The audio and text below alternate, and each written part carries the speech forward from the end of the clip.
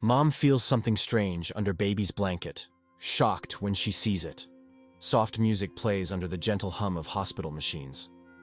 The air smells faintly of disinfectant and baby lotion. Anna Miller lies in her hospital bed, her body weak, but her heart full. Hours of labor have finally ended, and in her arms rests a tiny bundle wrapped in a pale pink blanket. The nurse had smiled earlier, saying she had a healthy baby girl.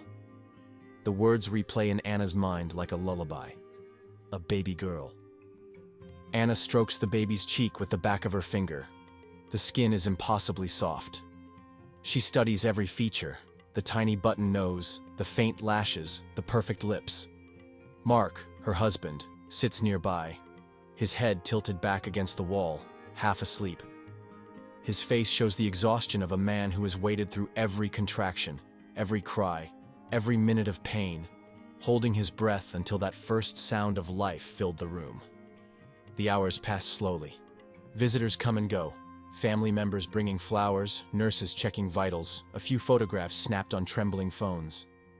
But as night falls, the room grows quieter. The hum of voices fades into distant footsteps in the hall. Anna feels herself drifting between wakefulness and sleep. Outside, rain taps softly against the window. The steady rhythm calms her. She glances down at her newborn again. The little body rises and falls with each breath. So small, so fragile. She feels a rush of love so strong it makes her eyes sting.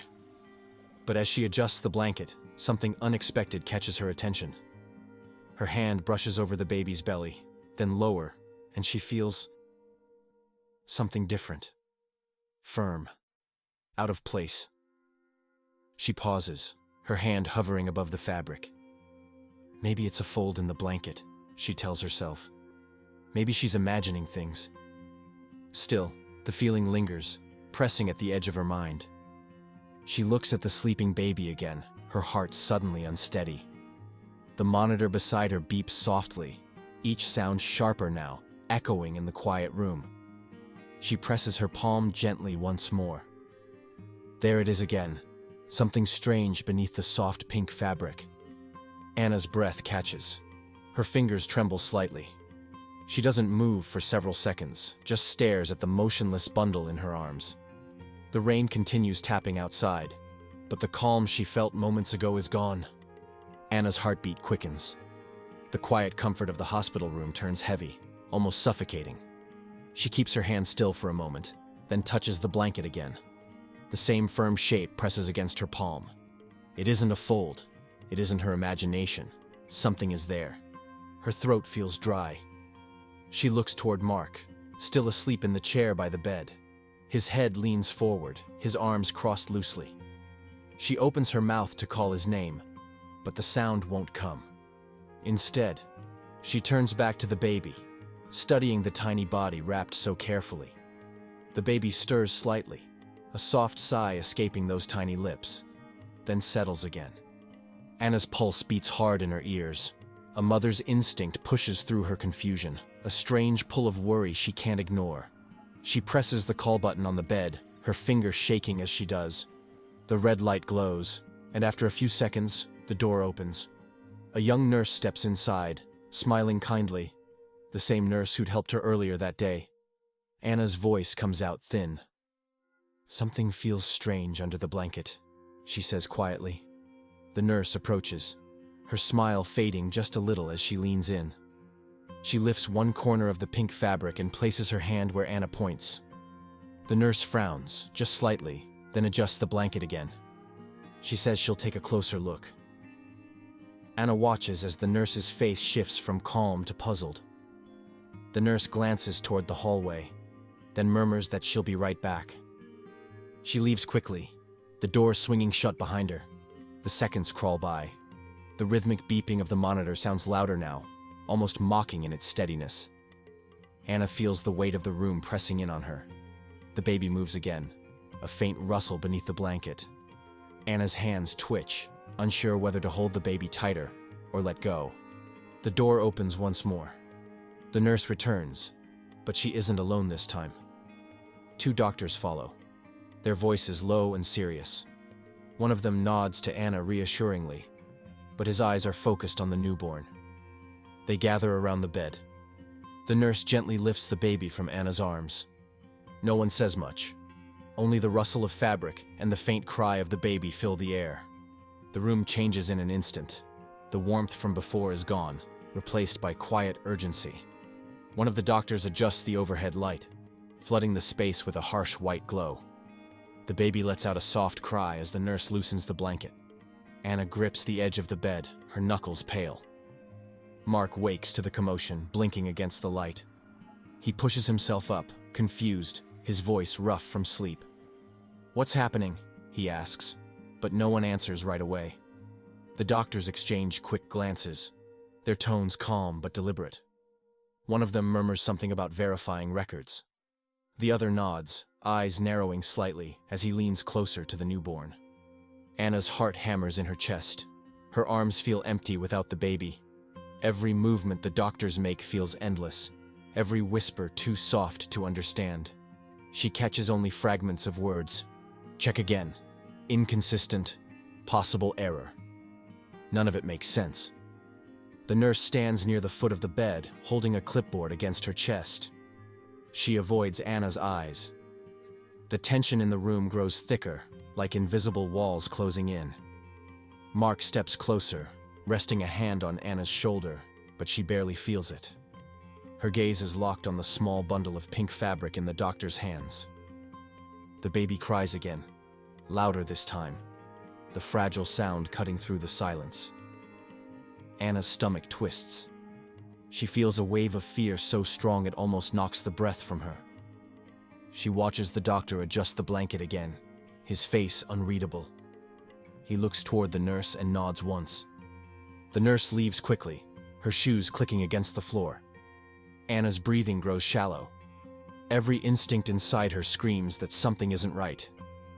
She can't take her eyes off her child. The moments stretch endlessly. Then, for the first time, one of the doctors looks directly at her. His expression softens slightly. He lowers his hands and takes a small step back, glancing toward his colleague. They both seem to hesitate, as if unsure how to continue. Anna's voice trembles as she asks if her baby is okay. The doctor exhales slowly, rubbing the bridge of his nose. His answer comes carefully, almost too gently.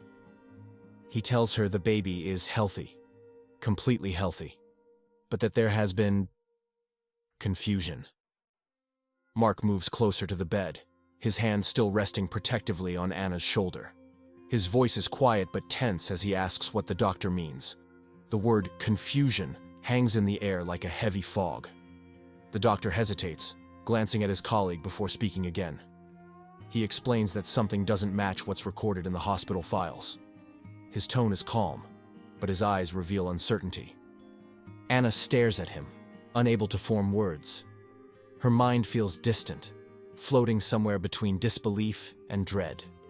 She searches the faces around her for answers, but no one seems willing to speak clearly. The nurse has returned, holding a small folder against her chest, her expression pale and tight. The doctor lowers his gaze to the baby, who is now calm again, tiny fists curled against the soft pink blanket. He touches the baby gently, lifting one edge of the fabric, checking, then stopping. He looks back at Anna, then at the nurse, as though the pieces of a puzzle refuse to fit together. Anna feels her heartbeat in her throat. Every sound in the room becomes sharper. The faint hum of the light, the soft rattle of equipment, the distant roll of a hospital cart down the hall. It all feels unreal, like the world has slowed but her fear keeps racing forward. Mark squeezes her hand. He whispers something, words meant to comfort, but she barely hears him. She's trapped in a fog of questions that keep circling the same point. What could be wrong?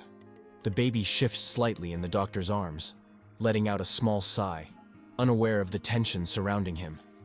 Finally, the doctor speaks again, his voice softer now. He says that the baby is perfectly fine, but that there's been a misunderstanding. Anna blinks, her lips parting, but she can't respond. The words, "perfectly fine," echo in her head, fighting against the panic still tightening her chest. The doctor sets the baby back into her arms carefully, as though handling something fragile. Anna looks down, relief and confusion mixing in her expression. She traces her hand gently over the blanket again, feeling the same firm shape she'd felt earlier. Her heart still races. She doesn't yet understand, but she can tell the truth is coming. For a long moment, no one speaks. The baby lies in Anna's arms, quiet now. The rise and fall of his tiny chest steady and peaceful. The doctor kneels slightly beside the bed, his expression softening into something almost apologetic. He tells Anna again that her baby is healthy, completely normal, nothing at all to fear. Then, after a deep breath, he explains what the confusion was. Anna listens, her heart still racing. The words come slowly, as if the doctor wants to give her time to absorb them. He says that somewhere between the delivery room and the nursery, the chart had been marked incorrectly. The baby's identification bracelet lists her as the mother of a baby girl. But that isn't what the examination shows. The truth, he says gently, is simple. She didn't give birth to a girl at all. Her baby is a boy. The room falls silent. Anna blinks in disbelief, her mouth opening slightly, but no sound comes out. Mark stares at the doctor, then at the baby, then back again. For a split second, the weight of the night, the fear, the confusion, all of it, hangs heavy in the air. Then Mark lets out a short, stunned laugh. It starts small, but soon it's real, deep, almost relieved. Anna stares at him, and then the laughter spreads to her too, bubbling out through tears. The nurse smiles sheepishly as she adjusts the baby's bracelet. She apologizes, saying the mix-up happened during a busy shift, when two newborns were brought into the nursery at the same time. One label ended up in the wrong place, and everything else followed. Anna presses the baby close, her tears wetting the soft blanket. The fear that had gripped her all night melts into warmth. She looks at her son's tiny face and feels a new kind of joy. Unexpected, but pure. Mark leans over, brushing a kiss against the baby's forehead. He jokes that the nursery at home will need a fresh coat of paint. Anna laughs through her tears, whispering softly to her son that he's given them quite a story to tell. The doctor smiles, relieved. The tension is gone now, replaced by quiet laughter and gratitude. Anna looks down one last time, her voice trembling but full of love, as she says, "Welcome to the world, little man."